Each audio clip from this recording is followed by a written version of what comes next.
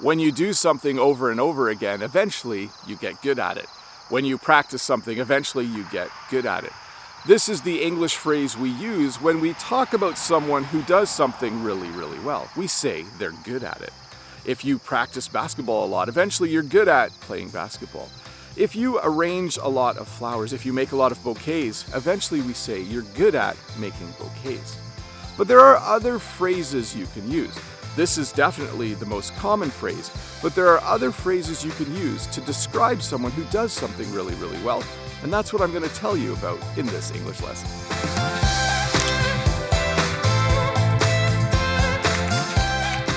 Let's start by talking about the English phrase, to be good with. We use this phrase when we're talking about people who are good at talking to other people who are good at making other people feel very comfortable. We use this phrase when talking about people who are really good at taking care of children, or people who are good at taking care of dogs or cats or other pets. You might hear sentences like this: he's a great salesman, he's good with people. She's an excellent teacher, she's good with little kids. She's an excellent veterinarian, she's good with dogs, and she's good with cats. So instead of saying that the person is good at that job, the alternative is to say they are good with, and then to mention the people or animal that the person is good with. So, she's good at taking care of animals, she's good with animals.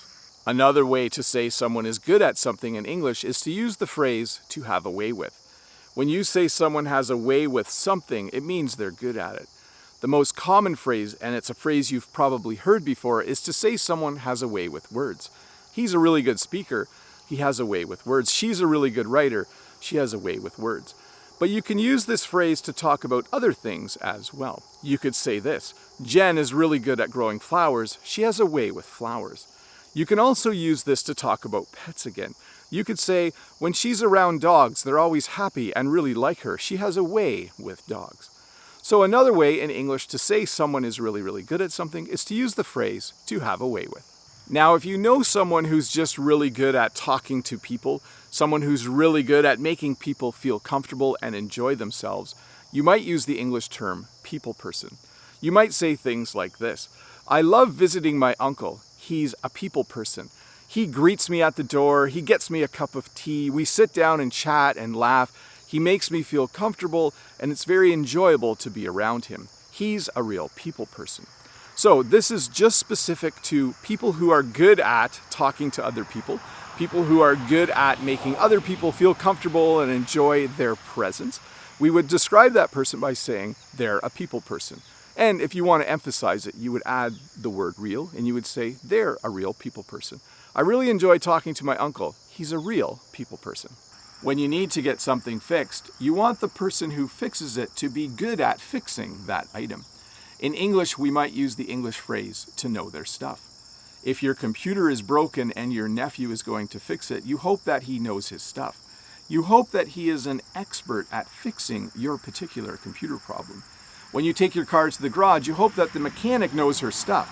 You hope that she's studied and read manuals and gone and taken classes about how to fix your particular problem.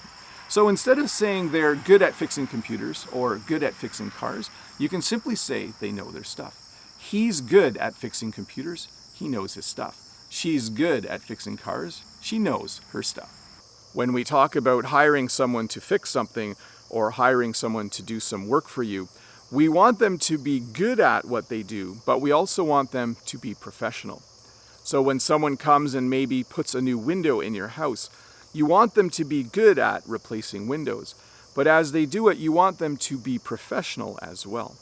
When we say someone is professional when they do their work, oh, they were very professional when they replaced the window, what we mean is that they were kind, they were polite, they cleaned up after themselves, they did a really nice job. They didn't just rip the old window out, stick the new one in, and leave without talking to you. They did a really nice job, and they kind of communicated well along the way, and they finished the job in a way where you were very, very happy. So when you hire someone to fix something or do something on your house or apartment, it's really good if they're good at it, but it's also really nice if they can be professional while they're doing it. When you're talking about someone who's good at something maybe a little more musical or artistic, you can use the English word talented. You can use the word talented to say that they're good at something. Here are a few examples. You could say, he's a very talented guitar player. She's a very talented painter. He's a very talented piano player. She's a very talented singer. When you say that someone is good at playing guitar or good at singing, it doesn't sound fancy enough for me. I like to use the word talented. If I say he's really good at playing guitar, it just doesn't sound as good as saying he's a talented guitar player. That just sounds way better, and it makes for a better description of how good that person is at playing the guitar. So when we're talking about something that isn't artistic or musical, we might use the English word skilled. You might say things like this: she's a skilled video editor. He's a skilled carpenter. Because these people have learned a skill, they've learned to do something that they're really, really good at, we use the word skilled to describe it. She's a skilled video editor. He's a skilled carpenter. When we say phrases like that, we're definitely saying this person has done it a lot. They've learned how to do this really, really well, and they're really, really good at it. They are just very, very skilled. Well, thank you so much for watching this English lesson where I gave you some other options to use when describing someone who's really, really good at something. Remember, if this is your first time here, don't forget to click that red subscribe button over there. Give me a thumbs up if this video helped you learn a little bit more English. And once again, if you're not sure what to do next, why don't you stick around and watch another English lesson.